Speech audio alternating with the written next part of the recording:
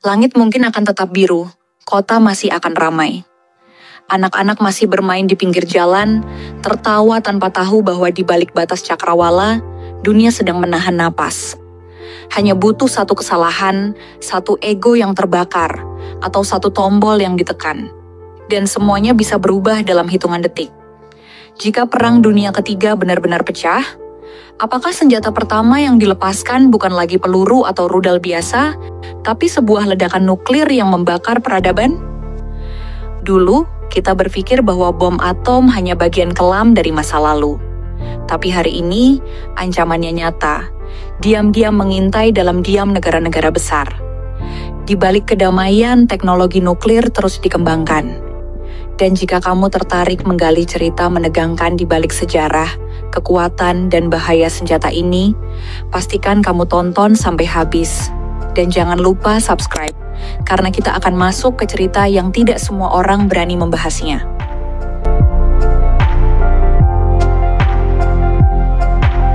Sejarah mencatat, manusia tidak pernah benar-benar belajar dari luka yang ia ciptakan sendiri.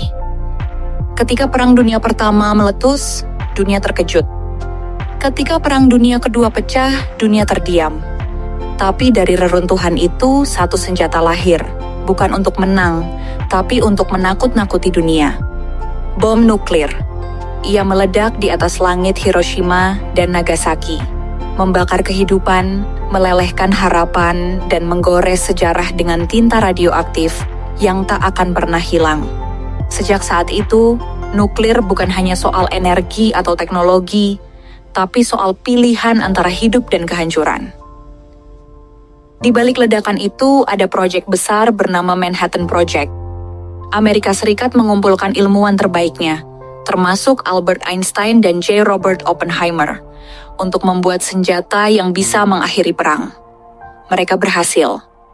Tapi pada saat yang sama, mereka juga membuka pintu ke zaman baru.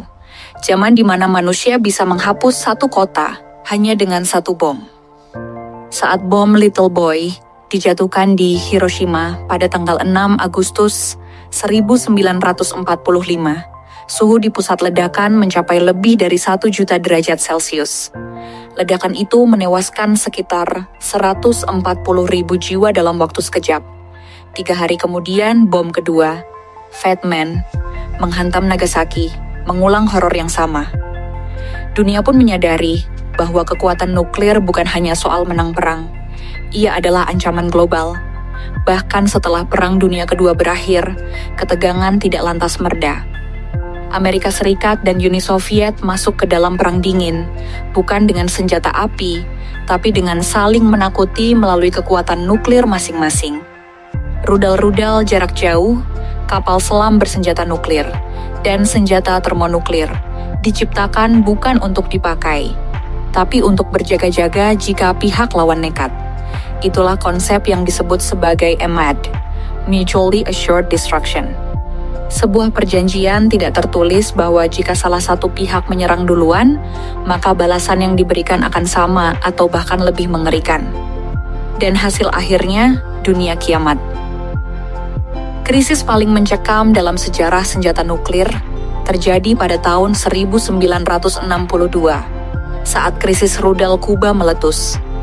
Uni Soviet diam-diam menempatkan rudal nuklir di Kuba, hanya sejauh 145 km dari pantai Florida. Amerika Serikat marah, dunia menahan napas. Satu kesalahan komunikasi saja, dan rudal-rudal itu bisa meluncur. Tapi dunia selamat untuk sementara. Karena krisis itu hanya membuktikan satu hal, nuklir itu nyata, dan ancamannya tidak pernah pergi. Saat ini ada 9 negara yang secara resmi memiliki senjata nuklir. Amerika Serikat, Rusia, China, Inggris, Prancis, India, Pakistan, Korea Utara, dan Israel, meski tidak pernah secara resmi mengakui. Masing-masing negara ini punya alasan berbeda, pertahanan diri, penyeimbang kekuatan, hingga sekadar menunjukkan taring di dunia internasional. Tapi satu hal yang sama, semua tahu bahwa sekali tombol diluncurkan, tidak ada jalan kembali. Tidak ada ruang untuk penyesalan. Namun ancaman nuklir tidak hanya datang dari negara besar. Negara-negara seperti Iran telah lama dicurigai mengembangkan program nuklirnya dengan dalih energi damai. Dunia khawatir, karena satu senjata di tangan yang salah bisa menciptakan tragedi global. Karena itu lahirlah perjanjian-perjanjian internasional, seperti Treaty on the Non-Proliferation of Nuclear Weapons, NPT, yang bertujuan mencegah penyebaran senjata nuklir ke negara lain. Tapi, seperti yang kita tahu, kesepakatan internasional tidak selalu ditaati semua pihak. Yang lebih menakutkan adalah saat ini, teknologi nuklir bukan lagi rahasia. Informasinya menyebar, bahannya bisa didapatkan, dan sistem keamanannya kadang tidak sekuat yang kita bayangkan. Bayangkan jika organisasi teroris memiliki senjata semacam itu. Bukan untuk peringatan, bukan untuk pertahanan, tapi untuk murni menghancurkan. Pertanyaannya sekarang, apakah nuklir akan jadi senjata pertama jika Perang Dunia Ketiga benar-benar terjadi? Jawabannya tergantung siapa yang lebih dulu kehilangan kendali. Karena jika satu negara menembakkan rudal nuklir, negara lain tidak akan tinggal diam. Rantai reaksi pun dimulai, dan dalam hitungan menit, kota demi kota bisa musnah, bukan oleh waktu, tapi oleh panas dan radiasi. Ada alasan mengapa negara-negara besar cenderung menahan diri. Nuklir bukan senjata biasa. Setelah bom meledak, dampaknya tak berhenti di situ. Radiasi bisa bertahan bertahun-tahun, membuat tanah tak bisa ditanami, udara tak bisa dihirup, dan manusia lahir cacat secara genetik. Bayangkan, satu keputusan bisa menghancurkan 7 generasi berikutnya. Inilah yang membuat nuklir lebih berbahaya dari senjata apapun yang pernah diciptakan manusia. Namun di sisi lain, teknologi nuklir juga membawa harapan. Dalam dunia medis, radiasi digunakan untuk membunuh sel kanker. Dalam dunia energi, pembangkit listrik tenaga nuklir bisa menghasilkan listrik bersih tanpa emisi karbon. Tapi tetap saja, satu kesalahan kecil, seperti yang terjadi di Chernobyl atau Fukushima, bisa menciptakan bencana ekologis berkepanjangan. Chernobyl, 1986. Ledakan reaktor nuklir di Ukraina menjadi salah satu bencana nuklir terburuk dalam sejarah. Ribuan orang dievakuasi, dan kota Pripyat menjadi kota hantu. Radiasi menyebar ke seluruh Eropa, dan dampaknya terasa hingga hari ini. Bayangkan jika yang meledak bukan reaktor, tapi bom. Bukan satu kota, tapi 10. Bukan kecelakaan, tapi keputusan yang disengaja. Fukushima, 2011. Gempa dan tsunami menghantam Jepang, memicu kegagalan pendingin reaktor nuklir. Radiasi bocor ke laut, mencemari ekosistem. Dunia kembali diingatkan bahwa nuklir bukan mainan.